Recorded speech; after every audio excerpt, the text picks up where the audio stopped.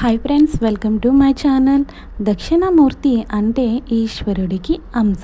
ఈ దక్షిణామూర్తి స్వామి పటం మన పూజ గదిలో స్వామివారి పటం దక్షిణ వైపు చూస్తూ ఉండేలా పెట్టాలి. స్వామివారి పటం ఖచ్చితంగా చిన్నపిల్లలు, చదువుకునే పిల్లలు ఇంట్లో ఉండడం వల్ల చాలా మంచిది.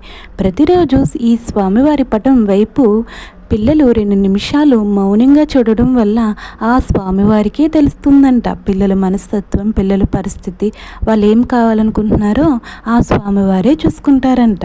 దక్షిణామూర్తి స్తోత్రాలు ఎవరైతే రోజు చదువుకుంటున్నారో, చదవడం రాని వారు వింటున్నారో, అలా చేయడం ద్వారా జ్ఞానంతో పాటు సమస్త సిద్ధులు కలుగుతాయని మన పురాణాల్లో చెప్తున్నారు.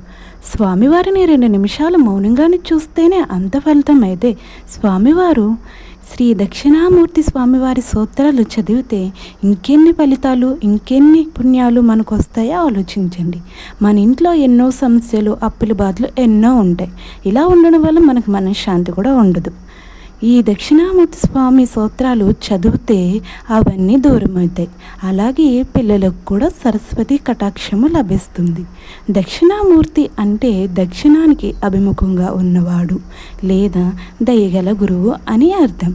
దక్షిణామూర్తి స్తోత్రం చదవడం ద్వారా జ్ఞానం లేని వారికి జ్ఞానవంతులుగా చేస్తారు. అలాగే దక్షిణామూర్తిని సేవించిన వారికి మోక్షం కలుగుతుంది.